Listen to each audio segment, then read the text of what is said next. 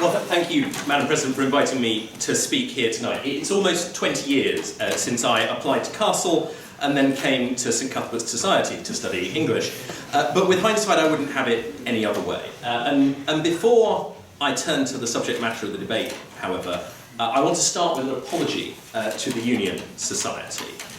Durham has been the proving ground of many great politicians, from Mo Mowlam to today's Justice Secretary Rob Buckland, and to a host of my colleagues in government and across Parliament today. But when I was here at Durham, I took a quick look at the Union and I thought it wasn't for me. It momentarily escapes me as to whether I thought it was full of brilliant and beautiful people with whom I could not compete, or if I thought it was full of misfits and weirdos. But how was I to know that today the government seeks out those misfits and weirdos, and that they, in fact, are running our country? How was I to know that that would be the case? Clearly, I should have got involved. Either way, I can say with certainty that you all here tonight definitely do not look like misfits and weirdos. You all look like the beautiful people with whom I was too scared to get involved 20 years ago. Beautiful, elegant, friendly, charming. I know there's a vote at the end of this later on. But as I look around the room, I also don't think that you look scared. I don't think that you look fearful, and yet you're being asked to agree that you fear the rise of artificial intelligence. Today, I'm the Minister for Cybersecurity and for rolling out the broadband and the 5G that will power the AI revolution that Victoria and later Andrew will ask you to be so cowardly about. And let me tell you very briefly why I'm doing that and why the government is investing £5 billion in that. And it's for one very simple reason. The power of a better connected country is what will see all our futures become better than the pasts that we've seen here. It will get our children a better country. It will see the NHS treat you better. It will see you living longer. It will see us identify and rehabilitate criminals better. It will see us power the businesses of the future that some of you will go on to start. The power of data and the use of artificial intelligence on top of that will be profound. And this is a profoundly pro-technology government, and one that acknowledges, nonetheless, that we must tackle the pitfalls that Victoria mentioned. Before I was an MP, I was a journalist, and I covered some of the scare stories about AI taking jobs, about AI eradicating those precious freedoms that Victoria talked about, and turning the world into some sort of sci-fi film.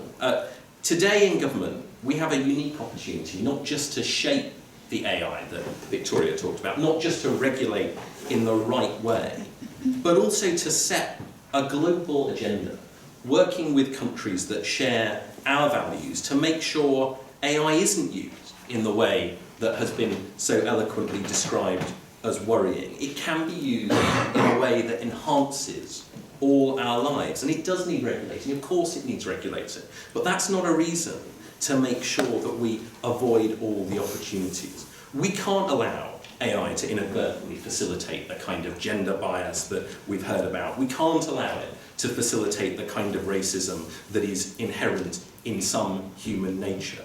And we've spent decades eradicating that prejudice elsewhere. We need to do much more to continue to eradicate it, but we can't use that experience to stop us from seizing the advantage. Should we face that future with fear or with hope? I think, Madam President, we should face it with hope.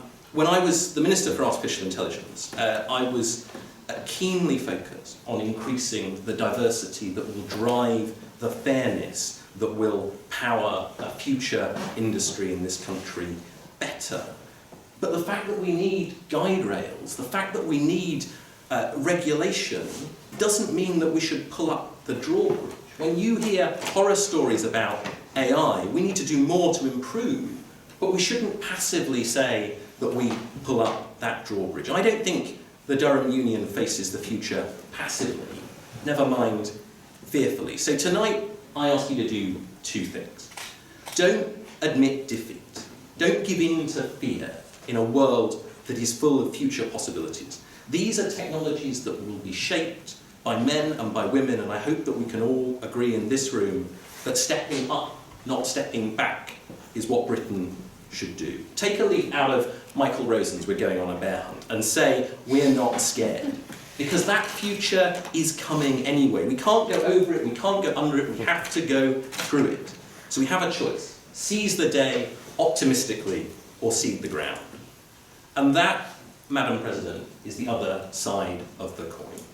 If you're daft enough to want to act out of fear rather than optimism, let me momentarily try now to frighten you, because here's what we should be scared of. We should be scared of a world where AI is dominated by the values and the countries that are not tolerant liberal democracies.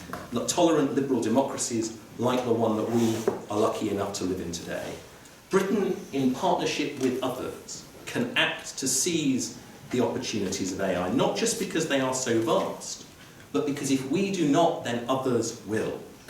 So this debate asks you a fundamental choice about the potential dystopian future that AI isn't really about at all.